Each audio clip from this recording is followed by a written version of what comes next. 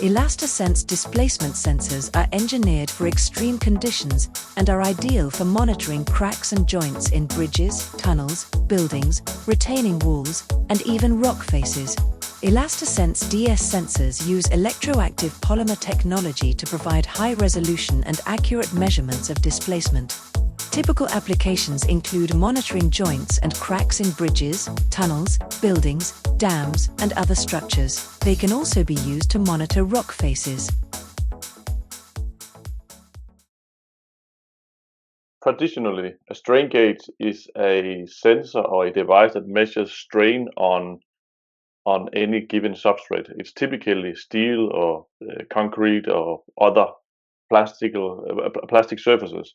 So they measure a very tiny, should we call it, movement on a very tiny area. So either they measure the direct strain or often it's converted into force. That's how they make loaders, for example, typically. So that's why this technology is very different. We have here a polymer. It's a silicone that you can stretch a lot. Typical strain gauge is maybe up to a few percent. Then you are almost overstretching them. That's where we start. So we can measure up to 100% easily if we like to do that. But the DS sensor is a displacement sensor.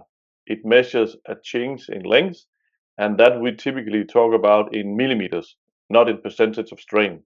So we talk about millimeters of things. I typically call this an electrical ruler. So yeah, we measure millimeters. Of course, this is represented in the analog output as a voltage or as a current, but it's typically millimeters. The most important thing about the DS sensor is that it is flexible. We're talking about a device that we can measure distance displacement, positive and negative, but the really key thing about the ElastiSense is that it is a completely flexible device.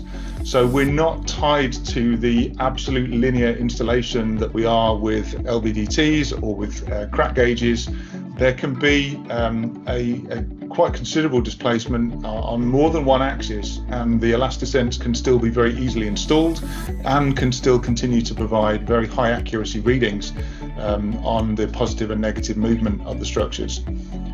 It's IP68 sealed and it has no moving parts. Now those two together means that we've got no issues with dirt ingress, we have no issue with degreasing, there's no maintenance of this, using it from one project to another.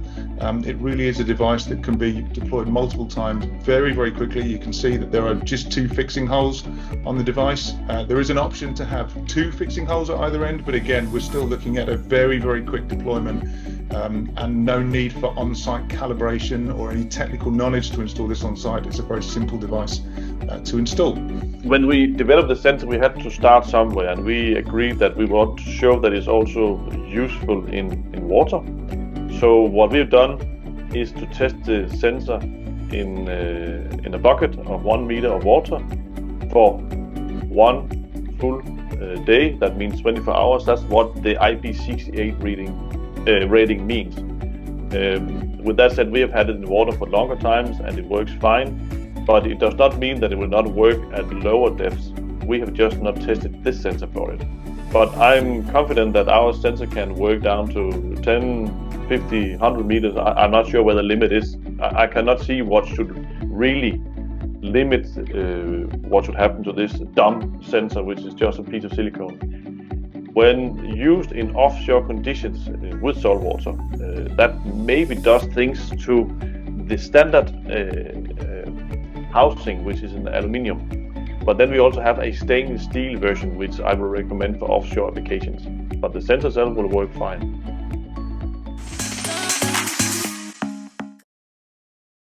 We measured at 2 kilohertz, but provide that in the output with 1 kilohertz. So if you're able to measure that fast, then you can see dynamical changes fairly fast. With that said, we also use a filter in the sensor, which is typically set to a value that filters over 5 milliseconds. So standard, it's limited to around a 200 hertz signal. So this then means that you can see very fast dynamic changes. Should a given application need even faster, then we can change the filter down to nothing, to 1, such that you can see up to a 1 kilohertz true signal. Bridges crack monitoring, tunnels, dams. That is what we've seen most of. But we are also getting into the what do you call them, the heavy vehicles segment, where they are measuring on heavy vehicles. There's a very wide array of applications that the sensor can be used for, whether it's looking at structural cracks, movements, displacement between two elements, vibrational displacement. We've already mentioned the fact that this has a 1 kilohertz output, so we can monitor a very fast rate of movement, dynamic displacement. So similar to the vibration of a trampoline, would be able to detect how fast and how far that sensor is, so that that surface is moving in a positive and negative direction. It provides an alternative, a perfect alternative to an LVDT, where we do have the issues of the need for a linear installation. We have challenges around dirt ingress, degreasing, and technical knowledge for installing those. All of those disappear with using the DS sensor or a crack gauge, just a very simple installation to monitor crack movement, again positive and negative.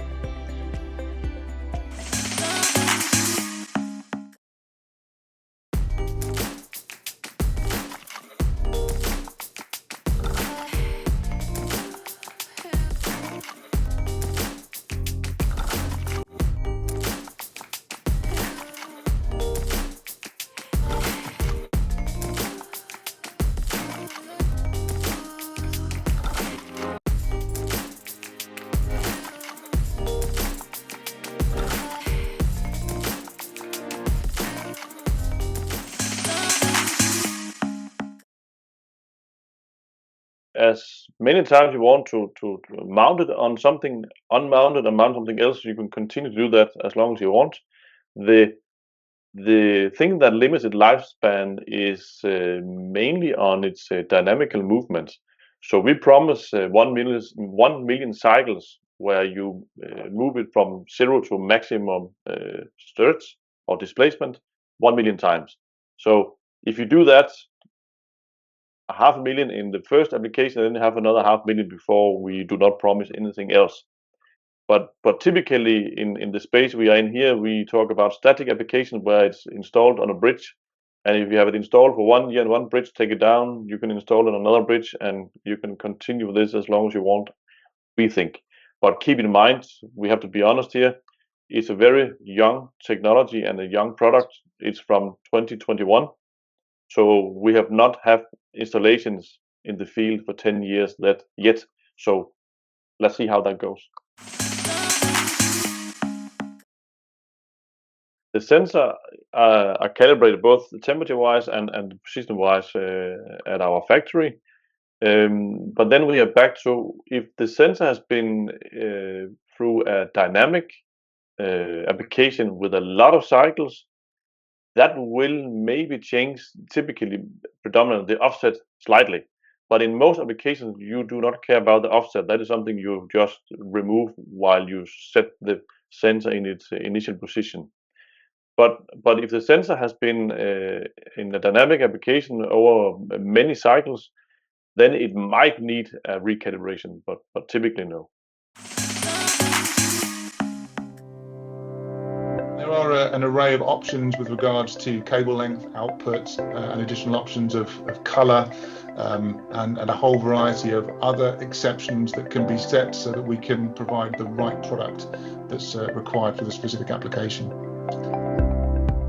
And most importantly, it can be integrated with both wired and wireless data loggers. So on the wireless side, the DS sensor will work with a Wyzen system, a Move Solution system, an Axio system, a World Sensing system, a Trimble system, a Monit system. It's been integrated with a device called the iBridge, and any other data logger that can accept one of the variety of outputs that the sensor is able to provide. If you'd like to know more about ElastiSense DS sensors, request a test sensor or a quotation, please get in touch. The ElastiSense DS sensors are just one of the wide range of sensors, IoT wireless monitoring systems, installation accessories and off-grid power supply solutions we have to offer. For more information, visit dynamoinstruments.com.